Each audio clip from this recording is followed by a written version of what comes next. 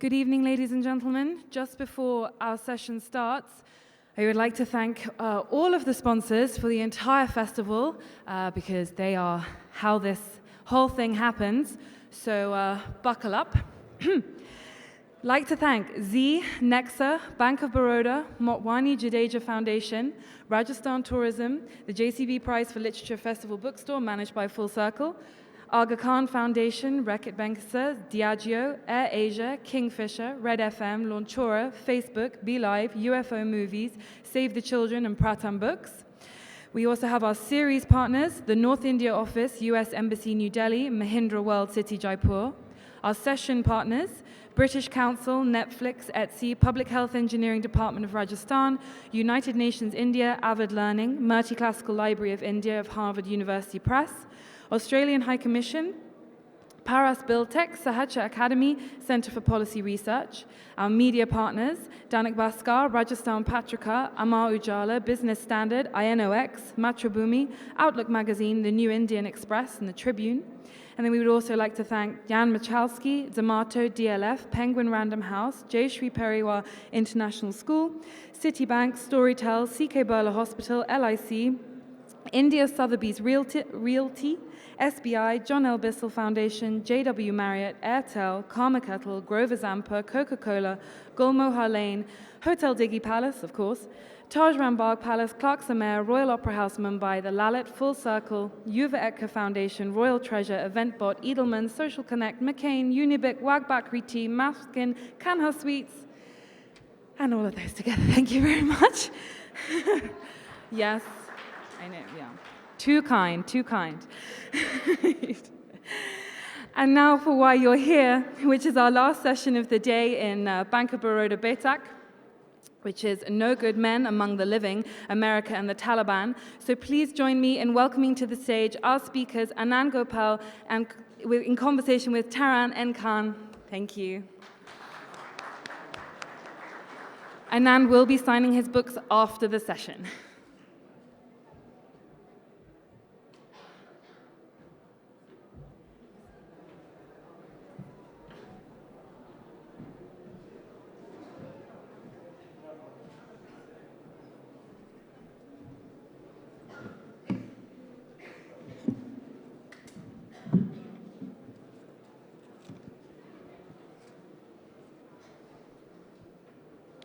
Good evening, everyone. Thank you very much for coming out to the last session of a very, very busy, crowded day. Thank you all for having the energy, and we'll have a relaxing session talking about Afghanistan, America, and the Taliban here. So it's my great pleasure to introduce Anand Gopal, who is today here to talk about his 2014 book called No Good Men Among the Living, America, the Taliban, and the War Through Afghan Eyes. Anand Copal is a journalist covering Afghanistan, Egypt, Syria, and other international hotspots. He has served as an Afghanistan correspondent for the Wall Street Journal and the Christian Science Monitor, and has reported on the Middle East and South Asia for Harper's, The New Yorker, The Nation, The New Republic, and Foreign Policy, among other publications.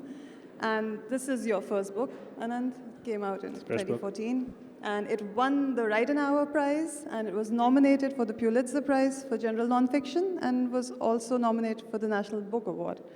So, as someone who read this book a few years ago when it came out, I was very struck by its wonderful depth and also the detail it manages to bring to this conflict and the incredible humanity of the characters. So I'll just introduce the book a little, Anand, before I start asking you questions about it. So this is a book which follows the conflict in Afghanistan through 3 Afghan characters. We learn about their lives, and they are, one is an insurgent Taliban commander fighting against the United States, who is Akbar Gul or Mullah Cable. The second is a powerful member of the US-backed Afghan government. And the third is a village housewife, although that isn't an entirely complete description of her. She's a very unusual character who we'll speak about a little more in detail. And we see the war, and this war and the wars before, and the entire range of conflict in Afghanistan through these 3 characters. So I'm going to start out by asking you, Anand, to tell me how you got to Afghanistan and what drew you to this war. Sure, thank you for having me. Hello, everyone. I first came to Afghanistan in 2008, but I actually had a circuitous journey to get to Afghanistan, which began a few years earlier. It started one morning around like 8:30 in the morning when I was sleeping. I was living in Lower Manhattan, New York City, and I was asleep and I heard a really loud noise. And I woke up and figured that because it's New York, that probably a building's on fire or something else is happening, and I went back to sleep. Then I heard another really loud noise. And I went to my window, and I looked out the window, and I saw the Twin Towers were on fire.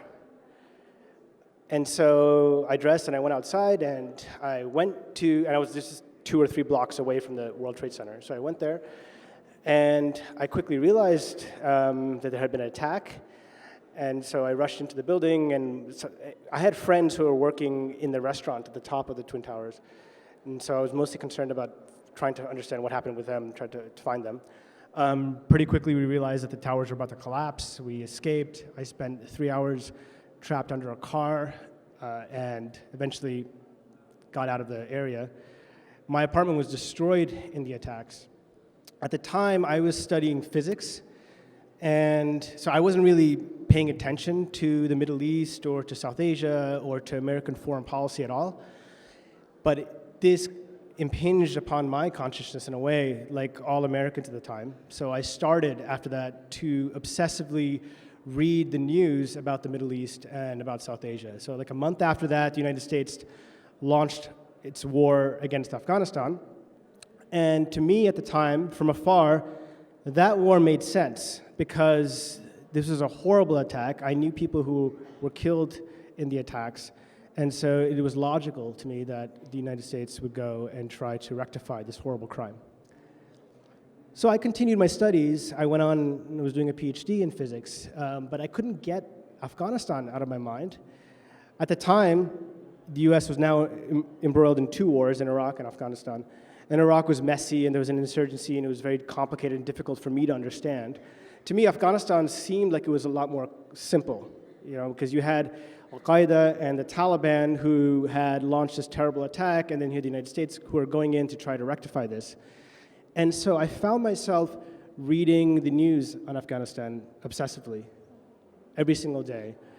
And I would read the New York Times and the Washington Post and try to, I was just interested in the Taliban as a movement. I was like, why would anybody want to join something that seems so obviously retrograde? Why would people cheer a horrific massacre like September 11th? So this was what kept me reading. So I went on, I did my PhD in physics, and at some point I decided to take some time off and try to understand it better myself, because I found that by reading the news, I wasn't really getting a clear picture of what was actually happening on the ground. So I did some Googling, and I found a website which was asking for people to come from abroad to teach English in Afghanistan. And so I signed up for this, and I got an email back a couple of days later, and they said, yes, we looked at your resume, you can teach English, so you're welcome to come, and they gave me the date. And it was actually a paid position, so I was very excited about that. So I booked my ticket, and I actually came to Delhi first. It was the first time I ever came there, and then I flew from Delhi to Kabul. This was February 2008 when that was the case.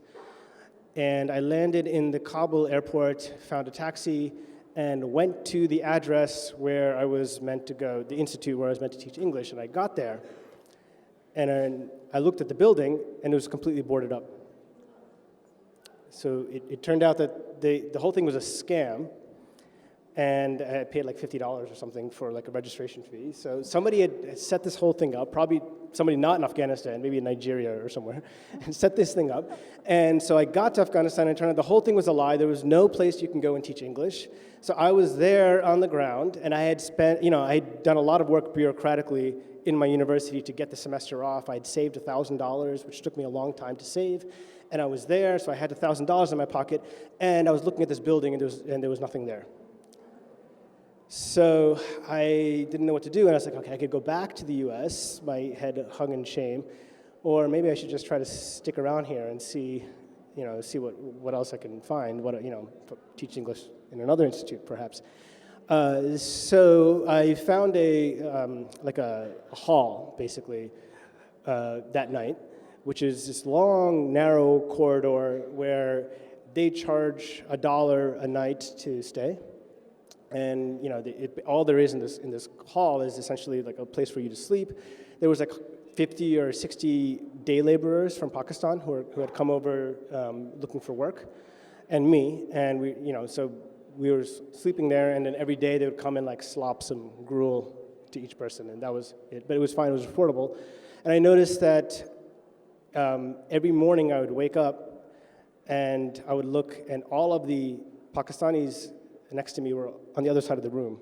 Like they had all moved away from me at night. And I couldn't understand why. Later I realized it's because they were very suspicious of me and thought I was like a suicide bomber or something. Because I didn't speak their language. I didn't speak Urdu or Farsi or anything. But this whole experience actually helped me get into this book, actually, because I didn't come to Afghanistan in the normal route that a foreign correspondent gets there. So when I got there, I was living in this hall, and nobody spoke English. I didn't speak their languages, so I was very quickly forced to learn their languages, Farsi and Pashto. I bought a motorcycle and ended up going around Afghanistan and living in Afghans' houses and basically taking advantage of their warm, incredible hospitality. And in the course of doing so, I began to realize that now what I understand is the very simplistic categories that I had read the war from afar, which is that there are terrorists and there are civilians and there are the good guys, which are the people who are fighting the terrorists. Those categories really didn't work if you were on the ground, because I was living with Afghans and all the categories were blurred. And there's a saying in Pashto, usually it's said after people pass away, which is that there are no good men among the living and no bad ones among the dead. Meaning, there's many meanings for that, but one of the meanings of that is that, you praise people when they're alive. You curse people when they're alive, and then you praise them when they're dead. But the reality is actually that it's much more complicated. And that was the beginning, and talking to Afghans in that circumstance was the beginning of the process which led me to write the book. That's a really fascinating story, and it explains a lot about the structure of the book. But could you just speak a little about whether this triptych that you just mentioned, the ally, the enemy, and the civilian, that you sort of begin with and that these three characters represent, and then you pass the layers of these categories. Did you have this structure in mind when you began writing the book, or was this something that emerged through your reporting? No, it emerged through the reporting because, as I said, when I came to Afghanistan, I had very rigid categories. Right? I had this category in my mind that there's something called a terrorist. I didn't know exactly what a terrorist was, but I understood that I should not like whatever that was. A terrorist is a bad guy. And then there's people who are fighting against a terrorist, and those are the good guys. And that was it. And then there's civilians, stuck in between. Right? So that was the conceptual categorization that I had when I came. But what I did is when I took a motorcycle from Kabul, the capital, to Kandahar, which is the second biggest city in Afghanistan. And when I got to Kandahar, I pulled into which is like a bus depot, and at the bus depot I met somebody who was puzzled why there's this foreigner here in a motorcycle. We started talking, and it turned out he lived not in Kandahar city, but in the countryside in a place called Panjwai. And he invited me back to his village home, and I went to the village home and I stayed there, I think like 2.5 months. Okay, and when I stayed there, his family was a pro-government family, meaning they had like a relative who was in the Afghan parliament, and they had other family members who were in the Afghan army and the Afghan police. But at the same time, they also had relatives who were in the Taliban. One of their relatives was a major Taliban commander, and I would sleep in the guest room, and you would have Taliban commanders eating lunch with Afghan army commanders. So immediately I began to recognize that the categories I had were insufficient. And I would ask people, at the time, this is 2008, like now May or June 2008, the war in the Afghan countryside was horrible. I mean, there was bombings every single day. There was airstrikes. There was night raids. There was Taliban checkpoints. It was a terrible place to be. Okay, but mostly I was in these homes. So I would ask people when I met them, I would ask them, what is this war about? Why are people fighting? In the village that I was in, there's maybe 16 houses, and there's like 10 people per house, so we're talking 160 people, right? Out of the 160 people, maybe 120 were involved in one way or the other in this war, like mostly supporting the Taliban, but some supporting the Afghan government, right? So I'd ask people, what is this war about? And they would give me all sorts of answers, but the one answer they never gave me was September 11th.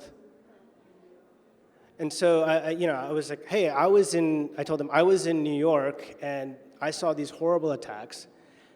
People that I met didn't even know about the attacks. There are others who knew about the attacks, but it was like a faraway massacre that happened, which from their perspective wasn't all that impressive because they have lived through massacres every single day since 1979. So it was a strange question for me to ask them from their perspective. They're like, okay, you're asking me about one particular massacre that happened in some country, 10,000 miles away. What about the wedding that was bombed down the street? What about the funeral that was attacked down the street? This is what mattered to people. So because of that, I began to realize that the categorization that I had was really flawed. So from that, I began to meet members of the Taliban themselves, who were, friends and brothers and cousins of members of the Afghan government, and eventually got invited to spend time living with the Taliban, which I can talk about later. As you say, this is, reading your book, I was struck by how initially the war in Afghanistan seemed like a simple one to understand. It was very driven by ideology. It was good versus evil. It was freedom versus oppression. And it seemed extremely easy to grasp that. But reading your book page after page, I saw the ephemerality of this ideology and almost how irrelevant the belief systems become when you're in a situation like this. So could you speak to a little about this insight? And when do you think you understood this? And then what was it that kept people going in this situation? Yeah, this is one of the things that really surprised me because I think I came to Afghanistan with this idée fixe, like this ideological standpoint where again, as I said before, terrorists and good guys. But people in Afghanistan where I was, they had been living in war at that point in 26, 27, 28 years. And these communities had been on every single side at one point or another, right? They had been pro-monarchy in the 70s. They had been pro-communist 1979, 1980. Then they became pro-mujahideen, which are the holy warriors who were fighting against the communist occupation. In the 1990s, there was a brutal civil war, and then they became pro the warlord who came from their particular village because he could protect them from the warlord from another village. When the American invasion started in the beginning, the village that I was staying at in Panjwai, everybody there was pro-American. They wanted the United States there. They looked at the United States as the most advanced country in the world, and they said, well, if the US is so rich and so powerful, maybe they can help us. And for 2 or 3 years, they wanted the US in their village, and then they realized that the United States wasn't helping them. Then they switched allegiances to the Taliban. And even Taliban commanders that I met, which like Akbar Gul, who's one of the 3 characters of the book, he has an interesting story because he was somebody who is just a kind of a ruffian, street kid, urchin, in Kabul, grew up in Kabul. And in the mid-1990s, when there was a brutal civil war happening in Kabul, he was picked on, he was beaten, his relatives were killed by various militias. And he craved some kind of force that would end this horrible violence and bring peace, and that force happened to be the Taliban, who pushed away all these warlords and commanders, so he joined the Taliban. I think in 1985 or 1986, he joined the Taliban. And then he rose the ranks, and he became a Taliban commander. At some point, like in 1999, they gave him a whip. And they said, okay, your job is to go around and find other Taliban members who are flagging in their enthusiasm for the project, and you should go whip them. So he came to be known as Mullah Cable like whip. And so that's what he did for 2 or 3 years. He went around and whipped people. okay, all around Afghanistan. He was whipping people. In 2001, the Americans invaded, the Taliban were defeated wholesale, and people like Akbar Gul decided that the Taliban was a lost cause. There was no point to be a part of that movement. So he quit. He went back home, he went to his home province of Wardak, and he tried everything he could to earn what we might call an honest living, right? He got involved in like mobile phone repair. He got involved in various things. He went to try to get a job as a police officer in the American-backed government. Couldn't get it because he didn't have the right connections. After 3 or 4 years, after being stymied at every single turn, after being humiliated by the US-backed forces in various ways, which I go into in the book, he decides to join the Taliban. Now we see that, we see him as a Taliban commander. When I met him, he was a big Taliban commander. I was living with the Taliban at the time, and he was this big, strong commander. And it was very easy for me to see him as this hardcore ideologue who believed in Sharia law and believed in all of these things, but then I didn't know his history. If you actually looked at his history, he was an ordinary person who made the sorts of choices I think many of us would have made if we were forced to confront the sorts of things that most Afghans are confronting.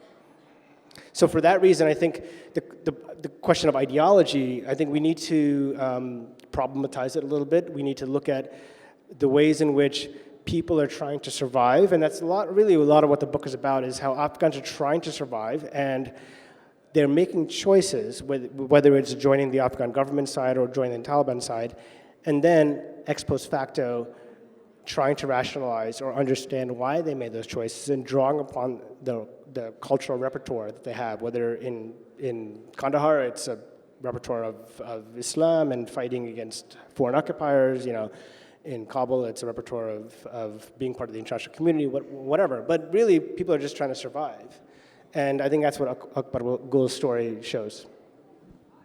Yeah, I agree, and it's really interesting how the book manages to establish this through each of the characters that you have followed in depth. And I'm going to speak a little about Mullah Cable. I'd like to ask you, because he's, of course, extremely interesting. And one of the things he does is through him, Anand dismantles this myth of it's the homogeneity of the Taliban. It seems like a very homogeneous movement, which is completely unified. It speaks in one voice. And what happens when you read this book is, what I remember from the book, are vignettes like Mullah Cable being bored when he's unemployed playing video games, which is remarkable because that's just an image that you don't expect to come across in a book that deals with a Taliban commander.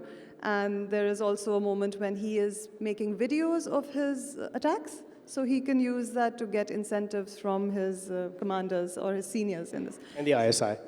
All right, so this is fascinating stuff. And again, what it does is that it shows you how this force is regrouping all after they'd been almost wiped out in 2001. So can you speak a little bit about how did you discover all this and what did it mean for you as a journalist to find these things? Well, when I was starting to report, one of the questions I really wanted to answer for myself and then eventually for the readers of the newspapers and magazines that I was writing for was who are the Taliban exactly? What motivates them? What interests them? Why are they fighting? And so I was doing everything I could to try to connect to the Taliban. And as I said before, I lived in a village where many people were Taliban members, but they were also suspicious of me because they knew that I was American, or if they didn't know I was American, at least they knew I wasn't Afghan. And at some point, this is like maybe 2009, so about a year after I got there, I realized, or I learned, that Pulitzer, which is the main prison outside of Kabul, and it's the most important prison in Afghanistan, this prison was holding a number of Taliban and Al-Qaeda members there. And so I thought to myself, okay, if I can get into that prison, I can meet these people in a presumably a safe environment and talk to them about what actually makes them tick. No pun intended. And so, so I worked for the next few months trying to figure out how I can get into Pulitzer. Okay, so it turned out, so my background is that my parents are originally from India. They're Tamil. And But they left in the 60s. But because of that, I speak Tamil. And it turns out there was somebody in the prison who was from Malaysia who spoke Tamil, who was a drug trafficker, right? And he was really lonely. This poor guy decided or heard that Afghanistan's a place where you can get opium, and not incorrectly. And so he came from Malaysia to Afghanistan, and he decided he's gonna like score some opium and then take it back with him and sell it at a profit in Kuala Lumpur. So he did all that, he got to the airport and he got arrested. And they slapped a 10-year prison sentence on him. So he was in prison for 10 years. Now because he's a foreigner, in the Afghan prison system you have, all the criminals, the drug traffickers, etc., who are Afghans are in one section, and then the foreigners are in another section. The problem is the foreigners tend to be Al-Qaeda or people like from Russia who are joining, for the global jihad. So this poor guy from Malaysia who just wanted to bring some opium to Kuala Lumpur ended up in, the cell with Al-Qaeda. And he had nobody to talk to. And I learned of his existence, and that I don't think he spoke English even, but he spoke Tamil. And that he was lonely, and so I told the various people, hey, I said, listen, I can go and talk to him. My Tamil's not very good, but it's better than zero. So there was a visiting day, and I went to the visiting day, and I posed as his relative. And I got into the prison, and I started talking to him, and he was so happy to talk to somebody else in his language, even though mine was terrible. And then eventually, I did this every week, he started to introduce me to people in his cell who are all big Al-Qaeda commanders and Taliban commanders. And through that, I met all of these people. And so then eventually I started talking to them, and I asked them, I was like, listen, it's great to meet you guys, but I would like to go out into the field and talk to your compatriots in the field and understand why they're fighting. And it took like 6 months, and finally they arranged it, and they sent me into the field to Wardak province, which is about 90 miles from Kabul. And I spent like a month or a month and a half with the Taliban in the field.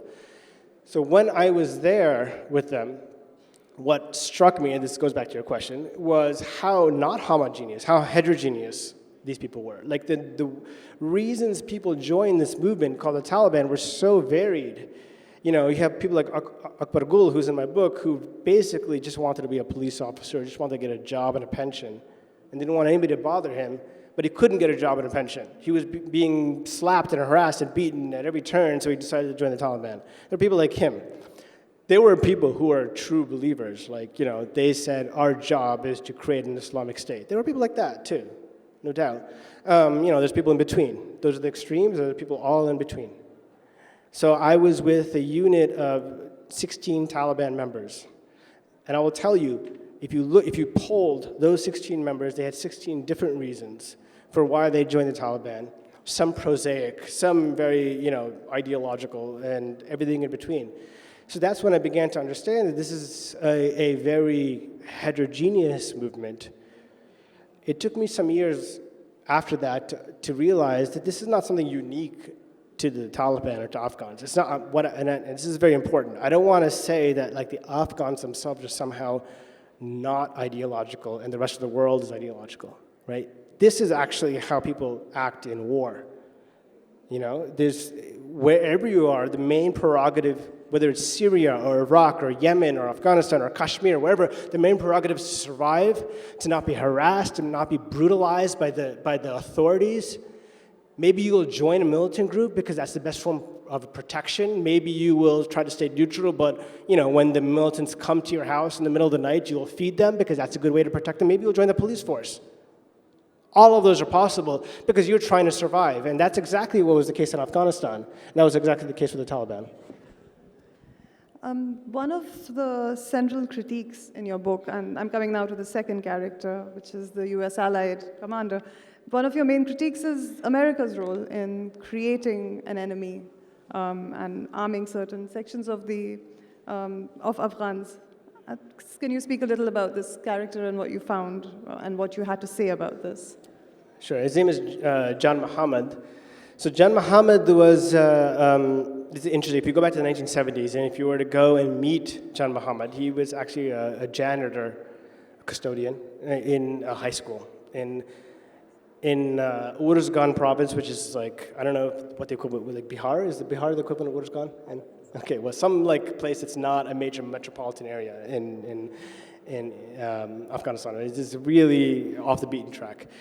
He was a high school janitor, 16, 17 years old. In 1979, the Soviet Union invaded. The Soviet Union brutalized people in his community. They dropped bombs from the sky, they arrested people, they killed people. And so any decent person would join a resistance, and that resistance was called the Mujahideen. And so he joined it. And some of the Mujahideen got connections to the ISI and to the CIA in the United States, and they were able to become very powerful. He was one of them. He became a big warlord by the 1990s.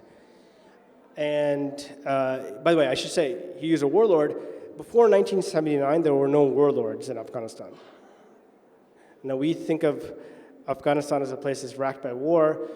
John Muhammad is a prototype of this type of warlordism. Before 1979, warlordism didn't exist. It was created by the CIA, by the ISI, and other groups, by Saudi Arabia. So John Muhammad was an example of this. So I was interested in him for that reason, so I came and met him in Kabul and got his life story, which is in the book. And what's interesting about him is that he understood very quickly the way in which the American invasion and occupation of Afghanistan worked, which is, and I'll describe it to you right now, which is partly how he described it to me. The United States invaded in 2001. The Taliban were defeated in 2 months. Okay, they started the war in October 7th, 2001. By December 6th, the Taliban were defeated. An extraordinary victory. And then all of those Taliban, tens of thousands of Taliban who were defeated, quit. They put their weapons down. They said, we are licked, we are going back home. It's the same thing they had done, the same thing other Afghan groups had done when the Soviets left, for example, right? All the Soviet-backed groups basically put their weapons down and went back home. The same thing. So the Taliban were defeated, they went back home. People like Akbar Gul, they went back home. They tried to reintegrate into Afghan society. But the United States was there, the American Special Forces were there, and they were there with a mandate, which was to fight terrorism. And the idea was that there are people in Afghanistan who are terrorists, and we have to catch those terrorists and put them in prison or send them to Guantanamo.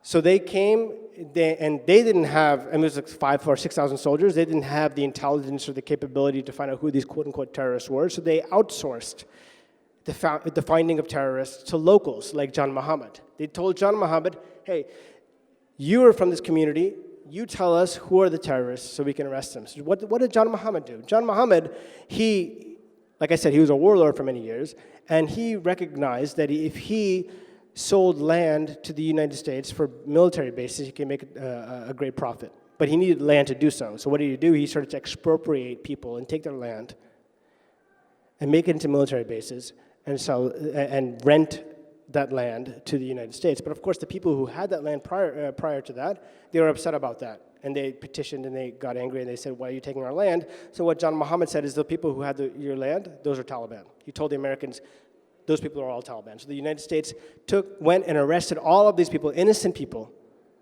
who were expropriated from their land. The United States sent them to Guantanamo. They tortured them. They put electric shocks on them. They brutalized them. And in doing so, whole communities turned against the American presence. These are communities that had initially welcomed the United States. They turned against the United States. And they wanted to fight them. Not because of some kind of preconceived ideology, but because the United States was going there, coming into their communities, and arresting their husbands and sons and brothers and sending them off to faraway islands, torturing them.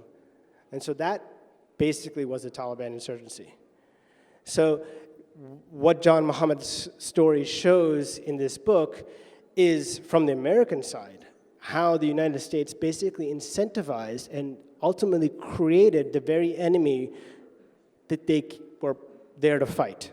There were no enemies to fight because the Taliban had quit. Al-Qaeda had fled the country. There was nobody there, but they were handing out wads of cash to warlords and commanders and saying, we can't find any terrorists. You find terrorists for us, Of course, the warlords went and found their neighbors and cousins who they wanted to take their houses and lands, and they presented them as Taliban, and here we are today, 20 years later, with an insurgency.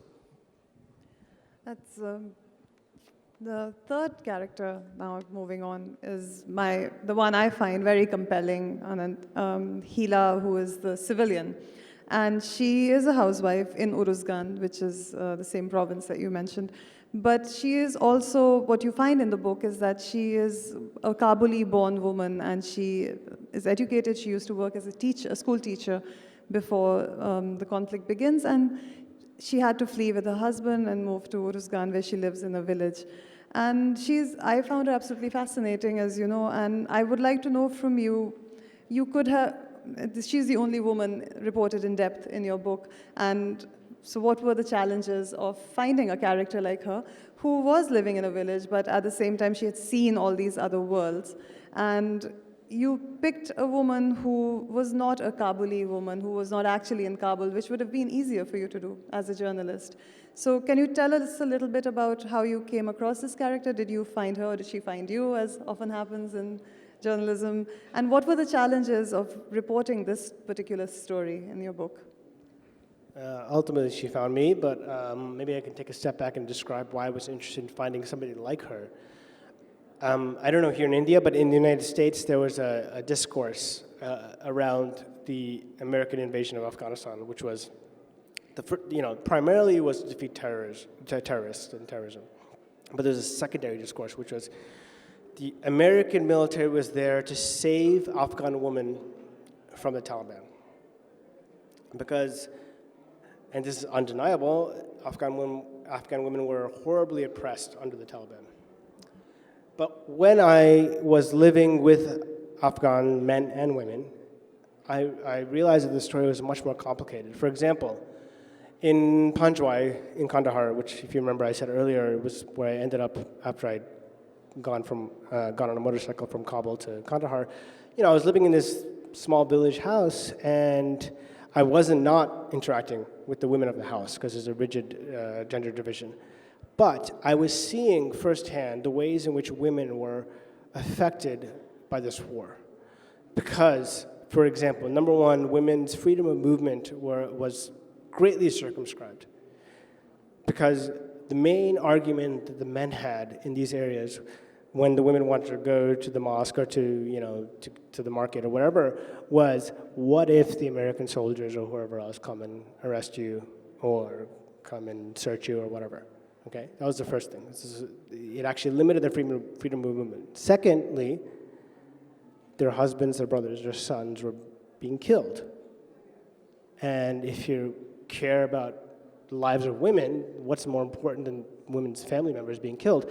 And when I was able to speak indirectly to women in these villages, this is the first thing they raised, which is that this war is destroying our communities. So now I was hearing this, while at the same time back in the United States, there was a very different discourse, which is that the United States military was coming into Afghanistan, it was going to liberate Afghan women. And there was such a disjunction between those two narratives that I was interested, or even more, I was obsessed actually at some point, with finding a way to capture the voice of an Afghan woman who would speak to a reality that's very different from that. And in my opinion, that's the reality of at least half of the country. One of the things I used to do when I was in those years was I would sit, I would hire, after I became a correspondent for the Wall Street Journal, I would hire a car, and we would go into the countryside, and I would sit in the back, and I'm fortunate because I look the way I look, I had a beard, so that people wouldn't recognize me as a foreigner, and I would sit in the back, and I would just tell my friend, my Afghan friend, let's just pick up people on the street who are flagging down, looking for a taxi. Let's just pick them up. We'll give them a free ride. We'll just pick them up. And I told my friend to ask certain questions to the people, and I would just listen, because at that point I spoke Farsi and Pashto, so I would just hear. And we picked up a lot of women in Wardak, Kandahar, Ghazni, Helmand, places that most foreign reporters aren't going and talking to women. And we'd pick up women, and my friend on my direction would ask, what do you think about the war? What do you think about the American presence, et cetera, et cetera, et cetera? And what I would see is that what women there were interested in was security, access to health care, access to, like a better livelihood for their daughters and sons, all of these things which didn't really map onto the way in which the US press, at least, was talking about Afghan women. There's like elite Afghan women in Kabul who are supported by NGOs, who are, doing all sorts of things. But it is so far removed from what was happening there.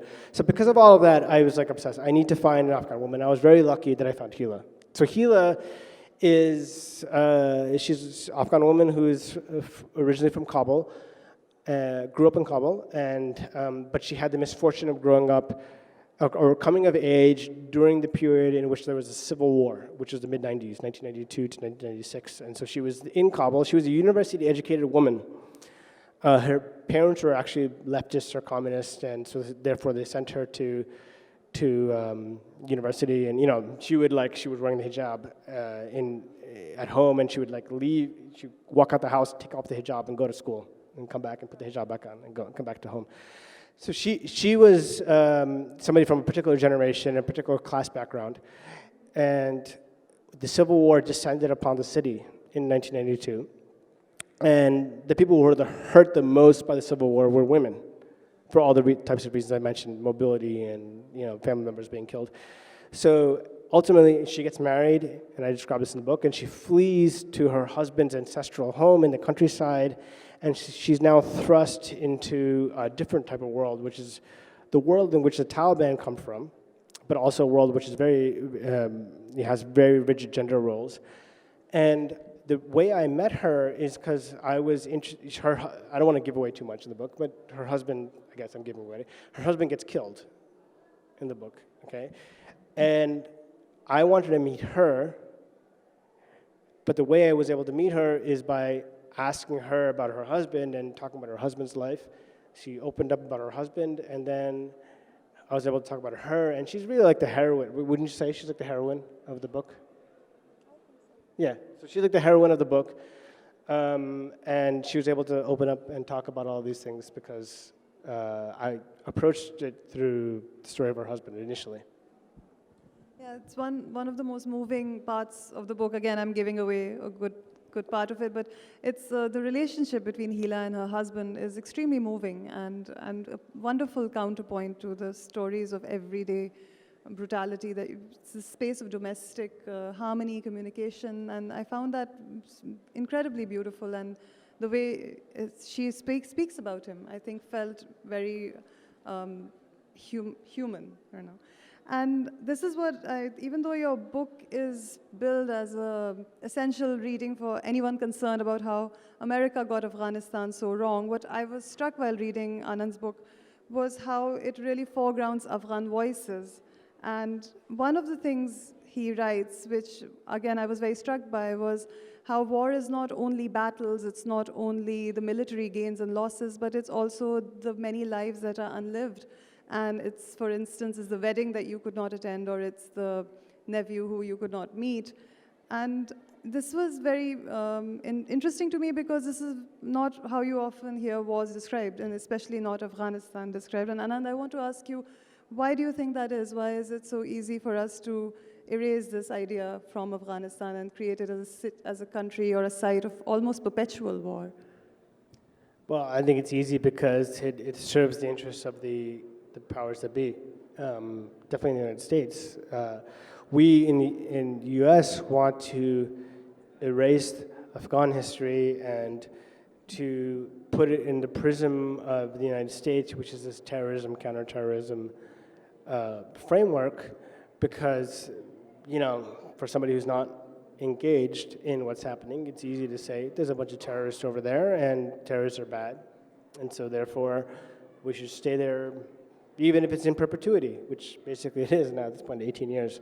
By the way, I'm going to make a plug for Taran's book, because Taran wrote a book, and we did a panel yesterday on this, and you should check it out, because her book does a great job of trying to rescue the real lived history of Afghans here, which is a society and a community and a history that the warmongers and the people who are perpetuating war want to try to erase. And I think it's really important that we try to resist that in every single way possible. It's really sad, actually, as an American, the way in which Afghanistan is talked about today. It's not talked about at all. Rarely it impinges upon public consciousness, and but when it does, it is a question of counterterrorism and national security. It's never a question of human lives, right? Part of the reason I think for that is that there was what the Afghan war did.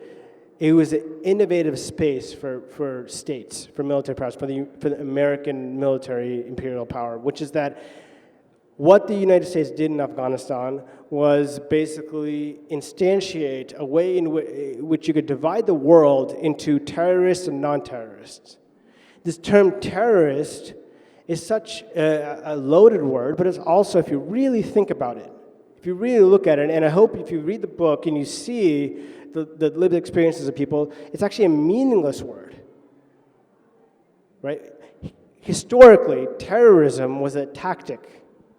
You could be a mortar specialist. You could be a tank specialist. You could be somebody who's a terrorist, which somebody, you use not asymmetric means to achieve political ends. States could be terrorists just as non-state actors could be terrorists, right? What the United States has done, beginning with the war in Afghanistan, is to change the meaning of terrorism itself to being something that means you are now, if you call somebody a terrorist, you are beyond the pale of reason and logic. You're antisocial. And it's become, what the U.S. has done with its war is it's bequeathed upon all sorts of authoritarian governments around the world a way in which they can label and denigrate and justify judiciously and in practice the killing of their enemies. So I'll give you a couple of examples. In Syria, where I work now, there was a revolution in 2011 where people were protesting for democracy, and Bashar al-Assad, the dictator, called these pro-democracy protesters terrorists. The reason he called them terrorists is because of the United States and its legacy in Afghanistan and Iraq, saying that anybody we don't like are terrorists. There's a parallel here in India, if I can be honest, which is anti-national. You call somebody anti-national, that means that you're not part of the pale of reason. You're something outside. You're asocial, antisocial. Therefore, anything and everything is justified against you. This is the same thing in many other countries.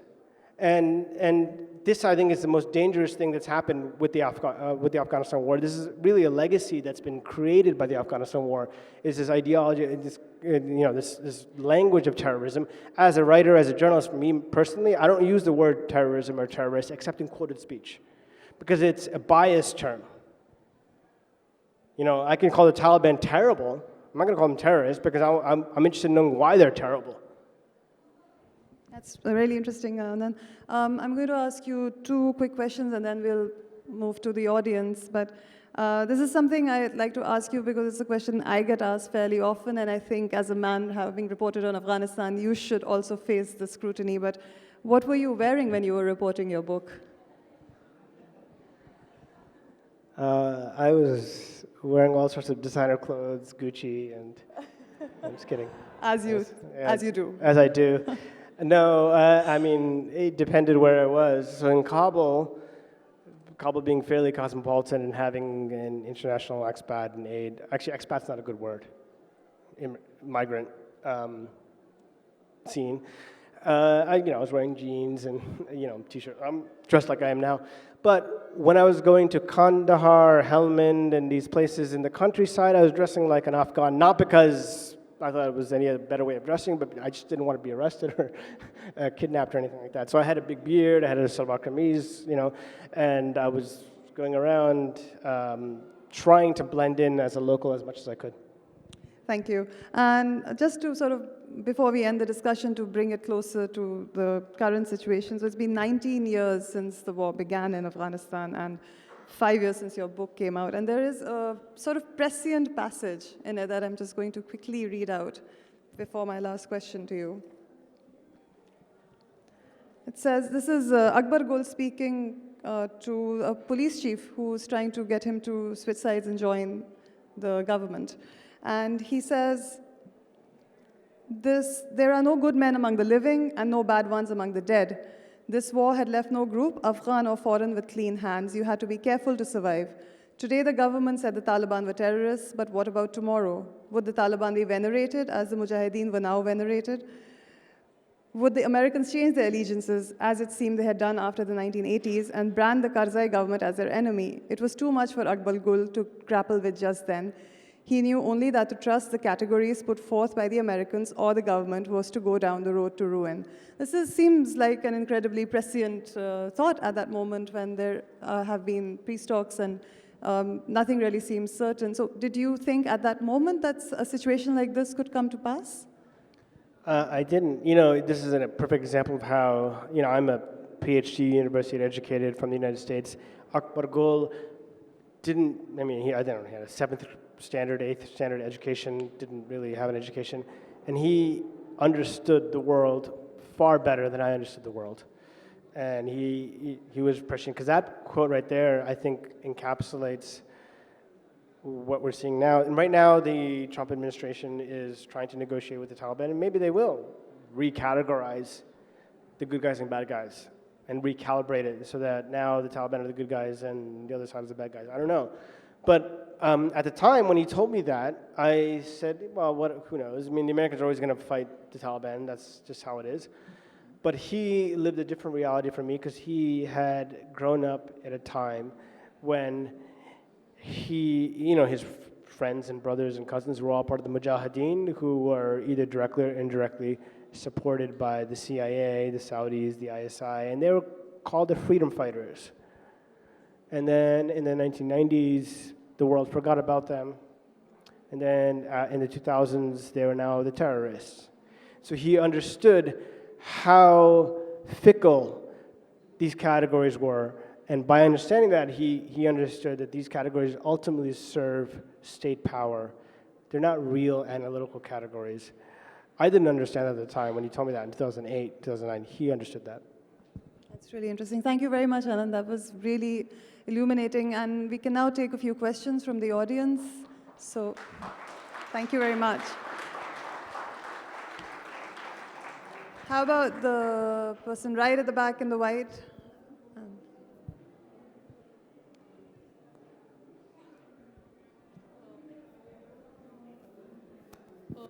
Sir, do you think that Taliban is supported by Saudi Arabia, as Taliban is also a Sunni-based organization? Also, what happened in 1979 that resulted in the introduction of warlords? So, he said that, do you think the Taliban is supported by Saudi Arabia because they're also Sunni-based? And could you repeat the second part of your question, please?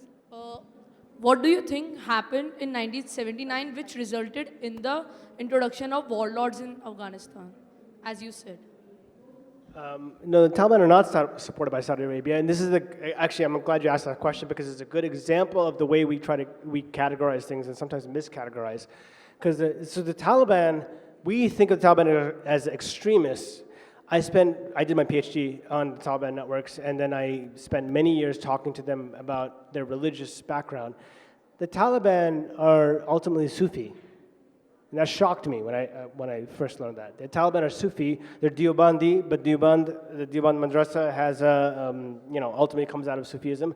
The Taliban are Sufi. Mullah Omar, who was the supreme leader of the Taliban for many years, he had a pir, which is like somebody he followed as a Sufi order. He believed, he had dreams, very vivid dreams that would lead to policy, unfortunately, for Afghans.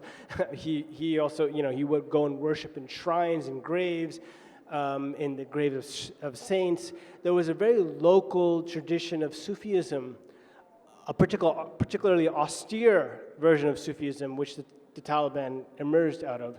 Saudi Arabia is Wahhabi. And if there's anything you can say about Wahhabi, one thing is that they are iconoclasts, they are anti-Sufi, anti-Shia, all of these things.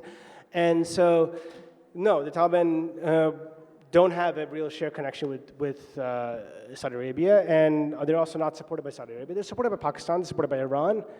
Iran is Shia, just again, going back to the categories, Iran is Shia, but there's the Iranian government recognizes that maybe the Taliban is a good hedge against American imperial ambition in the region. So there's Iranian support for the Taliban.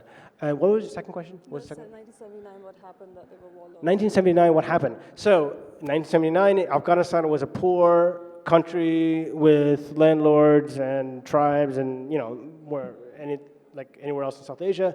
Then there was a coup, and there was a Soviet Union invasion of the country. But the reason why the warlords were created is because the CIA, the ISI, and to a lesser degree, but very importantly, the Saudi intelligence agencies, started to funnel money into Afghanistan. And so people like John Muhammad, who I write about in my book, who was just a custodian or a janitor at a school, all of a sudden found himself in command of hundreds of millions of dollars, and he was able to use that money to get supporters and build a militia for himself. So it was the Western, ultimately it was the United States that bears the responsibility for this. It was America that introduced warlordism into Afghanistan. And the irony there is, if you talk to any American about Afghanistan, most probably they have nothing to say, but if they have anything to say, they will say, oh, that place is, is full of warlords and chaos and destruction. So much of that destruction, 50%, we'll say 50% is due to Moscow and Soviet Union, 50% is due to the United States. Thank you. I think we have time for two more questions. Yeah. So how about why don't you go, ladies?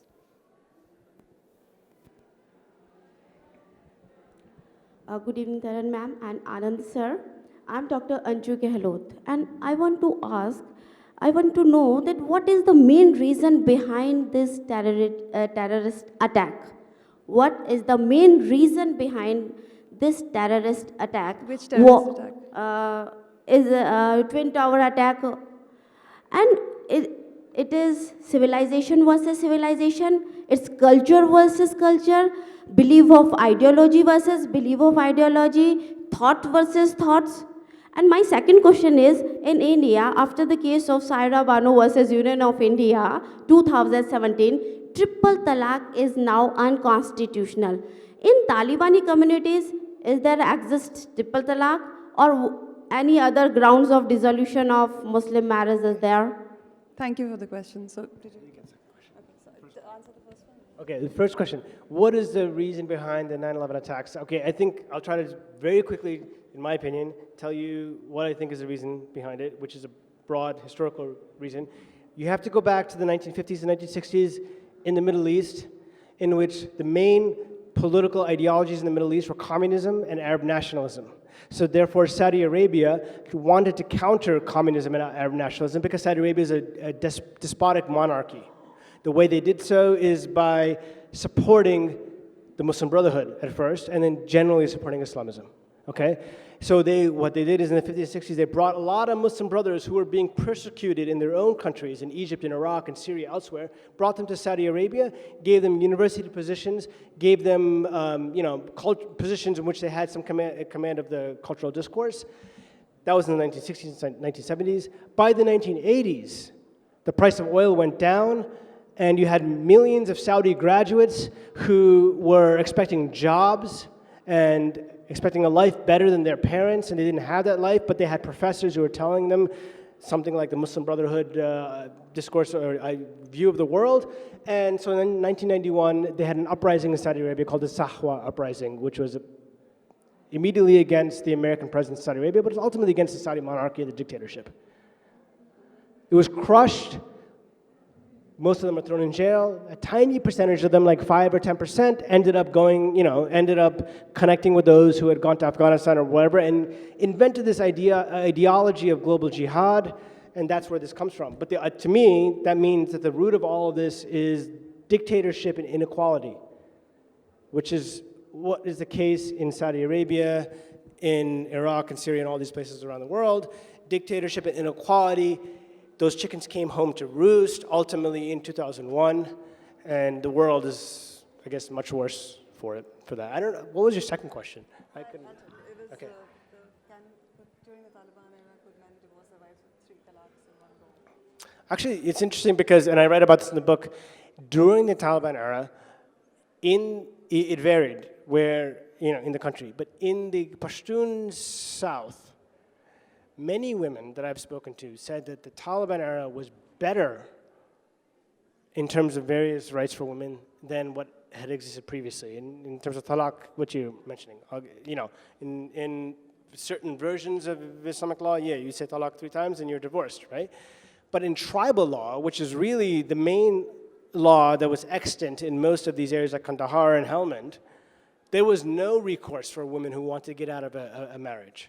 There was no way to divorce. Divorce wasn't an option. Women were property, like cattle and other things. They were traded. When there was wars between tribes, one of the ways in which that was mediated was through women. Women were exchanged without any consent by the women.